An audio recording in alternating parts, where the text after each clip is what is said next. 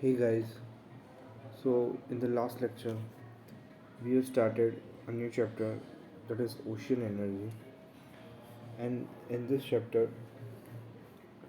we have seen how we can extract energy, which energy it is thermal energy from the ocean. So, we have seen few of the concepts that how we can get the energy from the ocean.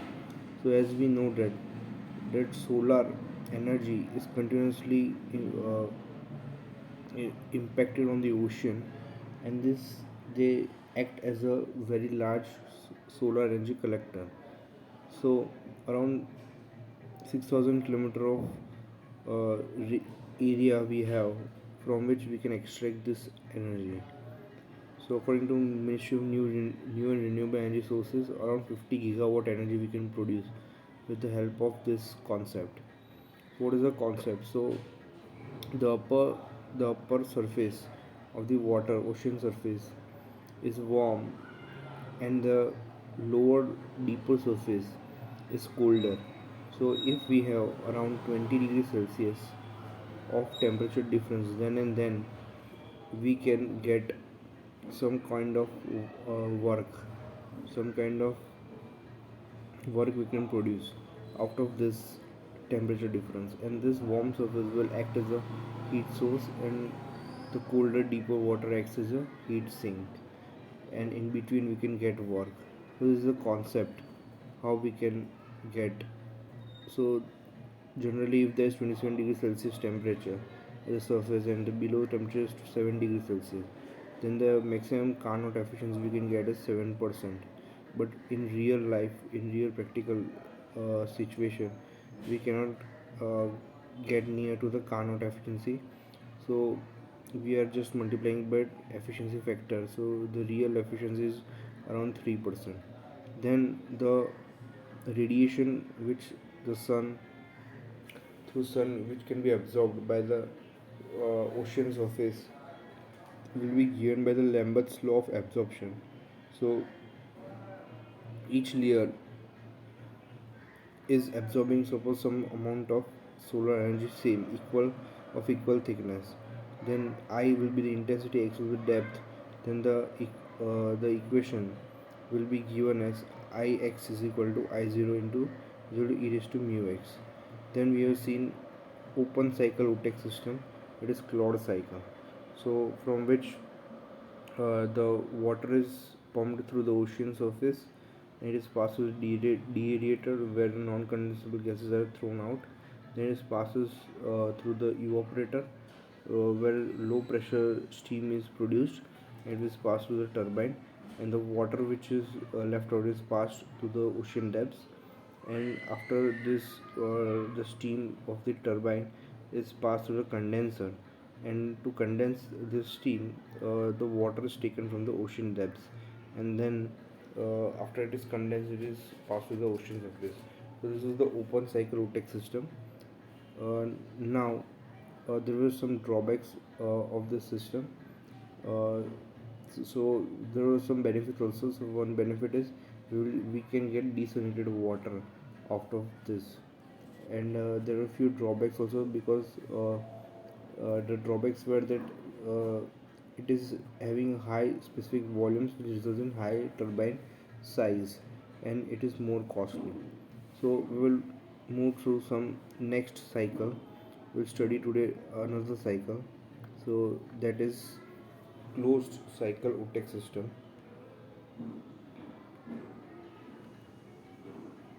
Closed cycle Utex.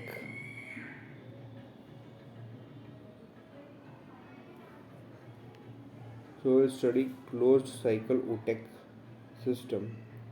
So this closed cycle Utex system is also known as Anderson cycle. Open cycle was also known as Claude cycle, and this cycle is also known as Anderson cycle.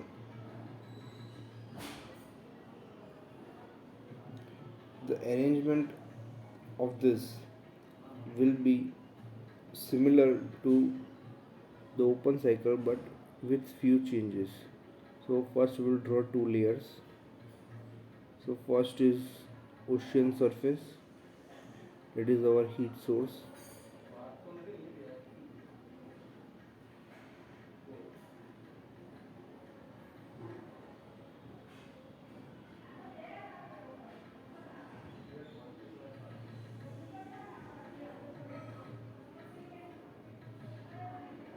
Then another is ocean depth, which will act as heat sink. So same similar way, if we are suppose pumping water through the ocean surface. So now we are sending it to the, so this is a warm water, so we are sending this to the boiler. So here there is a change. So instead of sending to deaerator, we are sending it to the boiler. So here the hot water,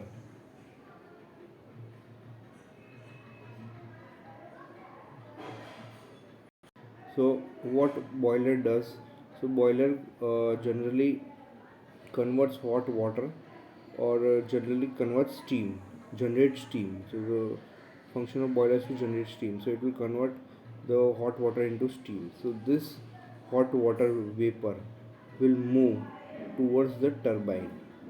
So it will move towards the turbine and it will produce power. It will produce power which is coupled with the generator. It will produce power. This is turbine T, and the exhaust steam will move to the condenser. So it will move to the condenser,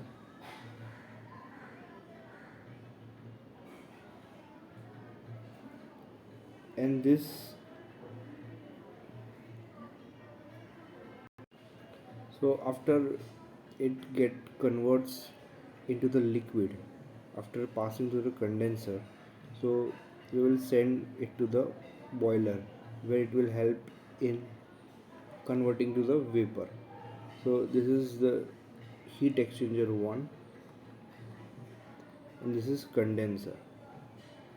Now how this condenser will be uh, will work, so how this steam is getting cooled.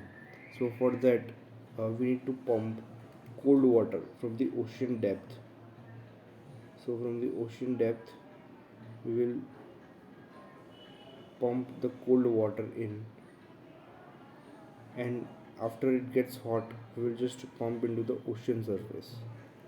We will leave it to the ocean surface. So this is the heat exchanger 2. We can call it at heat exchanger 2.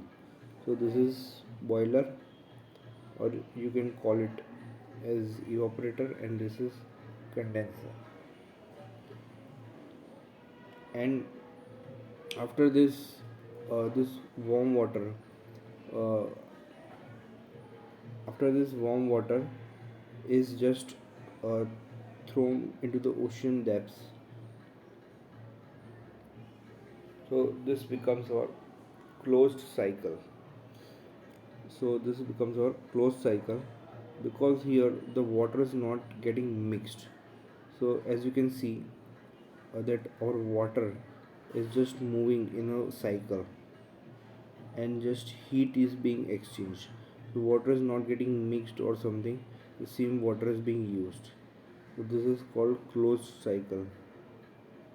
It is called Anderson cycle also. So the arrangement is shown here. In this cycle, the warm surface of water is used to evaporate the low boiling point working fluid such as ammonia, freon, and propane.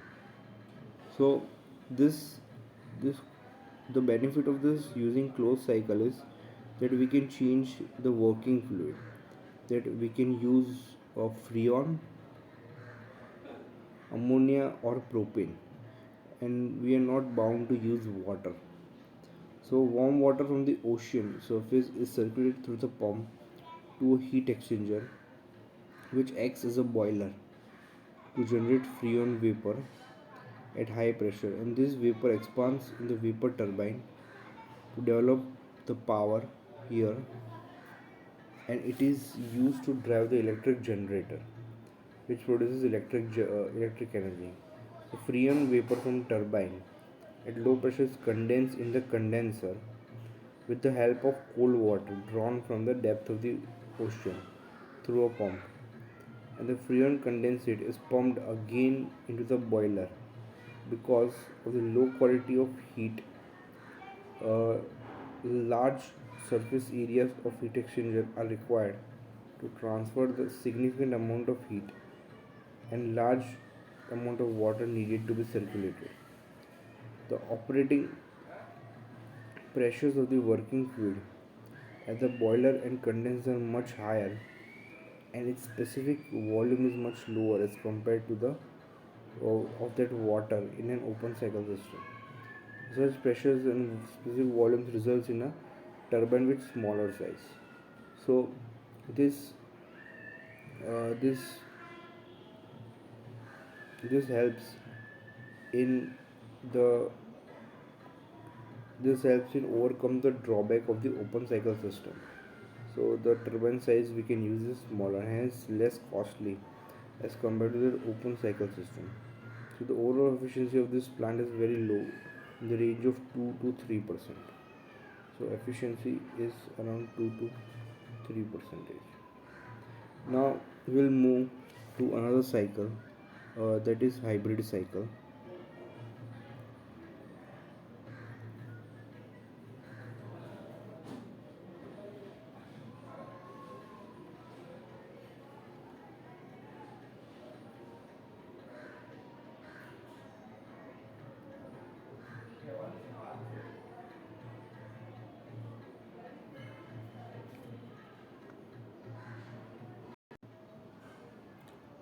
So let's start the hybrid cycle with similar. First we will draw the ocean surface,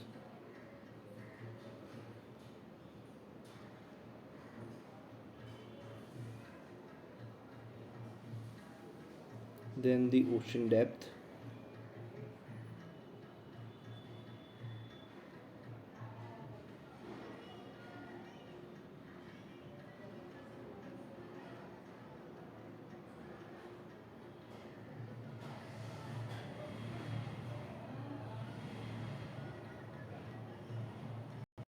so we will combine the both open and closed cycle here, both the concepts of open and closed. So first step, that we will pump the hot water from the ocean surface with the help of pump, and we will pass through the deaerator to remove the non-condensable gases. So this is deaerator. So non-condensable gases will be passed through it.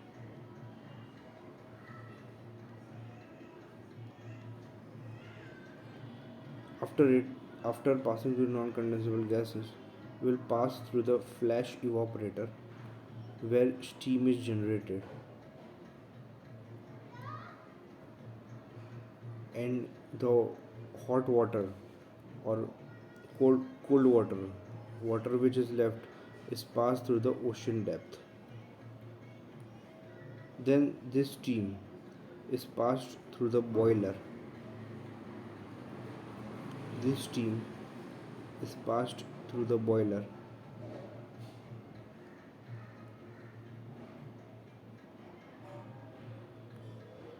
to vaporize the our freon that is to vaporize the freon. So this steam is passed. So after that, the steam condensate is just thrown into the ocean surface. Now we will use the closed cycle. So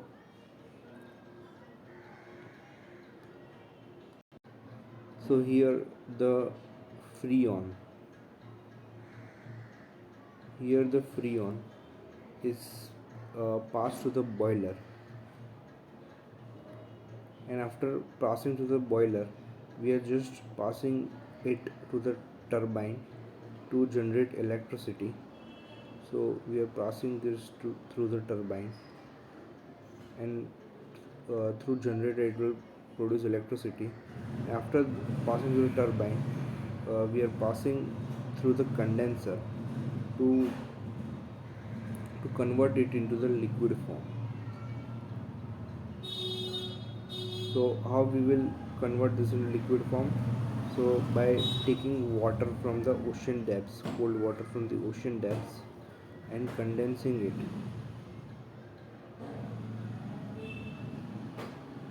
So after that, this freon will be sent to the boiler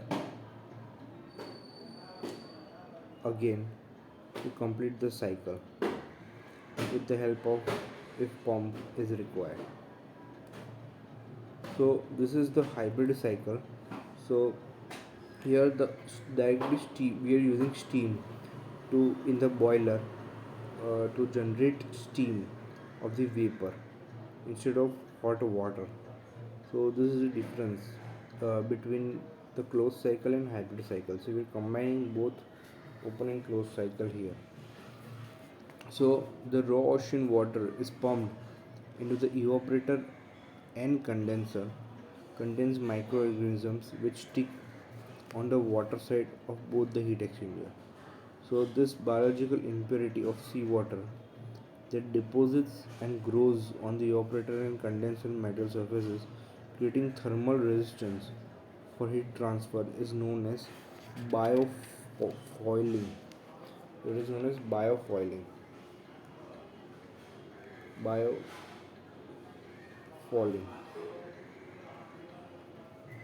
So the hybrid cycle is an attempt to combine the best features and to avoid the worst features of the open and closed cycles. And the arrangement of this cycle uh, is this. So when water from the ocean surface is flash evaporated under vacuum, low pressure steam obtained is separated and passed through a freon evaporator here, and the heat of the steam is then transferred to the freon, and the evaporator is isolated from the seawater, and thus biofouling of evaporator can be avoided. So remaining cycle is same as the closed OTEC system. So to remove the biofoiling, this hybrid cycle is used. So these were the three cycles, open, closed and hybrid cycles, which are generally used. So now uh, we will see the another topic, that is site selection for OTEC. So the site selection for OTEC plants needs a temperature difference of nearly 20 degrees Celsius between surface and deep sea ocean water.